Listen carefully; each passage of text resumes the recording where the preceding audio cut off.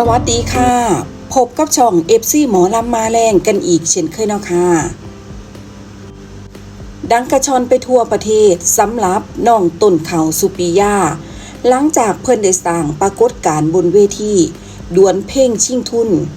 ด้วยการคว้าแชมป์มายาวนานเนาะค่ะถึง68สมัยและก็ครองใจแฟนเพลงลูกทุ่งทั่วประเทศมาอย่างยาวนานอีกทั้งก็เฮ็ดให้วงการเพลงลูกทุ่งนั้นได้กลับมาคึกคืนอีกเทื่อนึงเนาะค่ะท่านผู้ชม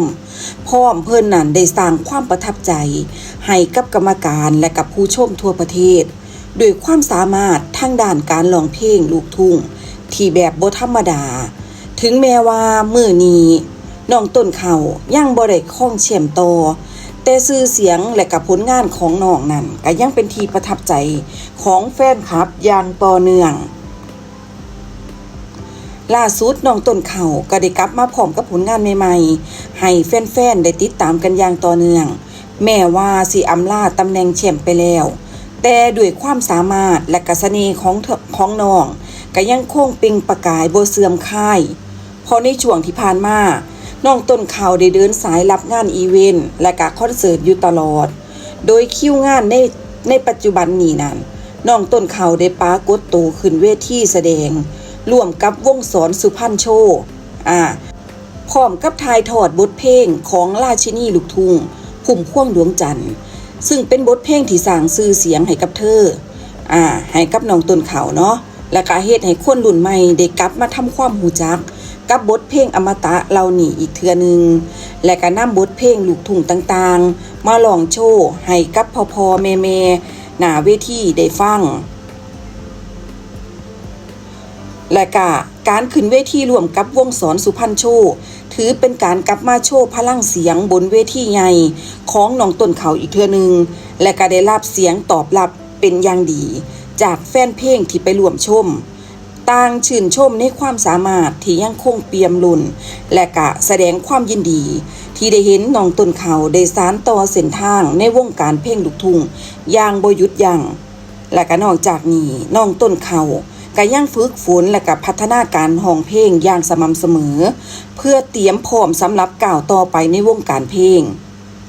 และก็ล่าสุดเนาะค่ะท่านผู้ชมก็ถือว่าเป็นงานเข้าสำหรับน้องต้นเขากันเลยทีเดียวเนาะก็คือว่าน้องต้นเขาในช่วงนี้ขณะนี้ก็มีดราม่าเกิดขึ้นเนาะค่ะดราม่าจากเรื่องของลิขสิทธิ์เพลงเนาะที่น้องเนี่ยนำมาร้องขึ้นเวทีต่างๆเนาะแล้วมันก็มีประเด็นขึ้นมาก็คือประเด็นโดนเจ้าของสิทธิ์ก็ไล่บี้เก็บลิขสิทธิ์หลายแสนและก็มีถึงประเด็นของคิวการแสดงว่ามีฮอดไซส์จังใดเนาะก็เฮาก็ได้ข้อมูลมาจากเพจคนลูกทุ่งเพิ่นก็ได้ออกมาเว้าให้เฮาฟังถึงประเด็นดราม่าเกี่ยวกับลิขสิทธิ์เพลงที่น้องโดนไปเนาะค่ะเป็นจำนวนเงินหลายโดยเพจคนลูกทุ่งเพิ่นออกมาเว้าว่าคิวการแสดงของน้องต้นเขานั้นคิวเพิ่นในตอนนี้ก็คือยาวถึงเดือนเมษาในปี69แล้วและก็ในส่วนการรับงานก็ยังรับงานอยู่ในเรทเก่าอยู่ในช่วงนี้ก็เกิดขึ้นสิเกิดในช่วงนี้เรทเก่าก็คือจะเกิดขึ้นฮอดถึงเดือนพฤษภาคมปีหน้าเนาะค่ะแต่หากฮอดเดือนมิถุนาปีหน้ามาปุ๊บน้องต้นเขาสุปิยาก็สิมีการปรับโชว์ใหม่และก็สิรับงานแบบเต็มรูปแบบหลายขึ้นนั่นคือก็สิเปลี่ยนจากร้องซื่อๆเนาะก็สิเปลี่ยนเป็นโชว์แบบใหม่ก็คือสิเป็นแบบว่าเป็นวงสดมีแดนเซอร์มีนักดนตรีแบบแสดงแบบเต็มรูปแบบยิ่งใหญ่เนาะจากการแสดงในตอนนี้ก็คือตอนนี้เพิ่นก็แสดงก็คือรับงานในราคา 60,000 บาทต่อไปเพิ่นสิรับงานในราคาคือ 120,000 บาทนับตั้งแต่เดือนมิถุนายนเป็นต้นไปก็ยังมีข่าวล่าสุดที่ออกมาจากข่าววงในแวดวงของลูกทุ่งจากเจ้าของลิขสิทธิ์ว่าในขณะนี้นั้นน้องต้นเขาได้เอาเพลงไปห้องแล้วมีการเรียกเก็บลิขสิทธิ์และก็บอกว่าเก็บอย่างถูกต้องเป็นหยังคือต้องเป็นจังซี่ก็ซึ่งมันเป็นมาตรฐานนักร้องดังมาตรฐานของนักร้องบ่แม่นว่าสิดังซำใดก็อย่าแต่ต้องเวลาห้องก็คือต้องจ่ายค่าลิขสิทธิ์ของเจ้าของเพลงแม้แต่ ถึงแม้ว่าแม่แต่จะเป็นนักร้องของแกรมมี่ก็ต้องจ่ายคือเก่าจ่ายค่าลิขสิทธิ์ให้กับแกรมมี่คือเก่าถึงแม้ว่าเป็นนักร้องของเขาถือว่ามันเป็นมาตรฐานของสากลอยู่แล้วและก็เป็นกฎหมายของลิขสิทธิ์ที่ได้ออกมาใส่หลายปีแล้วก็เป็นเรื่องธรรมดาที่น้องจะต้องจ่ายในค่าลิขสิทธิ์ในเพลงที่น้องเอามาร้องและก็ล่าสุดเจ้าของเพลงดังลิขสิทธิ์เพลงคนกอมโลกและก็สาวนครชัยศรีสุสานคนช้ำบ่สุสานคนช้ำสาวดานทรายน้ำตาจระเข้โรงแรมใจกะได้ส่งจดหมายเนาะค่ะเรียกเก็บลิขสิทธิ์น้องต้นเขาเป็นเพลงก็คือเพลงละ 35,000 บาทต่อเพลงต่อปีใส่เพลงน้องต้นเขาสิขึ้นเวทีน้องต้นเขาใส่เพลง6 ถึง 7เพลงกะคือแต่ละเพลงนี่คือจ่ายเทื่อเดียวแต่สามารถนำไปร้องในเวทีได้แบบว่าได้1 ปีจักเทื่อกะยาบ่เป็นหยังแต่จ่ายคือจ่ายเทื่อเดียวเพลงเดียวก็คือ 35,000 บาทแต่แสดงได้เบิดปีสิเล่นจักงานก็ได้และในขณะที่ค่ายเพลงค่ายหนึ่งกำลังไล่บี้เก็บลิขสิทธิ์เพลงย้อนหลังเนาะกับเพลงที่น้องต้นเขาได้เอาไปร้องและก็บ่ได้ขอลิขสิทธิ์เห็นบอกว่าสิออกมาเรียกเก็บเป็นแสนเลยอันนี้ก็คือจักข่าวจริงหรือข่าวเท็จหรือจังใดก็ว่ามีการเรียกเก็บกับน้องว่าเป็นข่าวจริงหรือบ่ก็รอฟังกันอีกต่อไปเนาะค่ะและหลังจากที่ทางด้านของเพจดังเนาะค่ะเพจคนลูกทุ่งได้ออกมาเว้าถึงประเด็นนี้ทางด้านของชาวโซเชียลเขาก็มีการแสดงความคิดเห็นกันต่างๆนานาเนาะค่ะถึงเรื่องการเก็บลิขสิทธิ์เพลงของน้องต้นเขาเอาเป็นว่าสินำเอามาให้ท่านผู้ชมฟังเป็นบางช่วงบางตอนเนาะค่ะที่แบบว่าสิมาอ่านให้ท่านผู้ชมฟังว่าเขาว่ากันจังใดแน่ในความคิดเห็นของชาวโซเชียลเนาะถึงการเก็บของน้องโดยมีความคิดเห็นหนึ่งเนาะค่ะเพิ่นบอกว่าจังสิเนาะรีบเฮ็ดผลงานเพลงให้น้องมีเพลงเป็นของเจ้าของสักที่เถอะครับบ่อยากให้เอาเพลงคนอื่นมาหารายได้ให้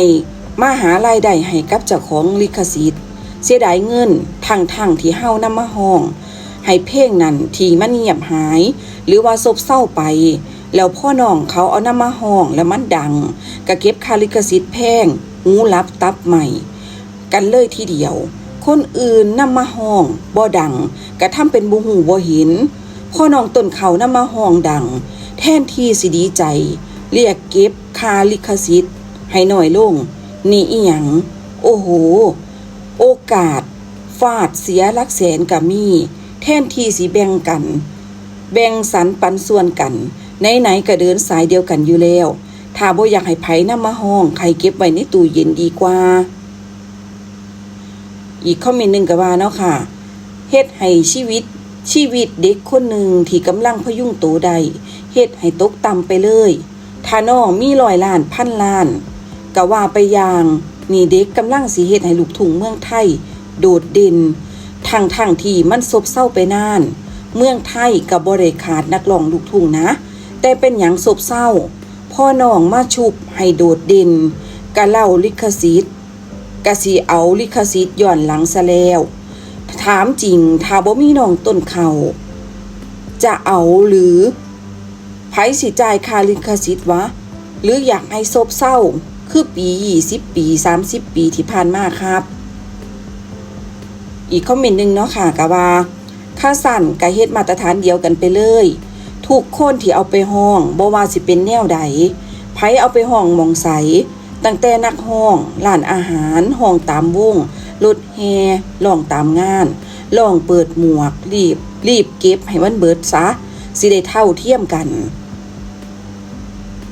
ถ้าเป็นแบบนี้ถือว่าผู้ใหญ่ในวงการโหดร้ายมากและกระจายอำมหิตด้วยซ้ำอีกบ่นานค่ายนั้นก็บ่มีไผเข้าไปชมเลยนะอย่าแม้แต่สิคิดนะอีกคอมเมนต์นึงก็ว่าเนาะค่ะถ้ามีการเรียกเก็บเงินกันขนาดนี้ค่าสั่นนักร้องประกวดทุกทีที่นำเพลงมาห้องจะต้องเสียค่าลิขสิทธิ์ด้วยหรือเปล่าน่าแปลกน่าคิดแต่การที่น้องนำเพลงของแต่ละเพลงแต่ละค่ายมาห้องก็ดีอยู่นะปลุกกระแสเพลงที่เงียบไปให้ดังกลับมากระชอนอีกเทื่ออย่างเพลงของคุณลำไย ลักมา5 ปีสาวเมืองการฮิตติดตลาดเลยตอนนี้และก็อีกหลายๆเพลงส่วนตูผมว่าดีนะดีบ่ดีดูแต่ละหน้าเวทีสิพอแม่กลับมากระชุ่มกระชวยกึกก้องทุกเวทีจริงบ่คุณผู้ชมฝากทีมงานของน้องดูแลศึกษาว่าเพลงใดที่มีลิขสิทธิ์บ่ต้องให้น้องห้องเพราะว่าเพลงที่บ่มีลิขสิทธิ์ก็มีเยอะแยะไปน้องต้นเขาบ่ว่าสิห้องเพลงใดกับไพเราะน่าฟังทั้งเบิดแหละจริงบ่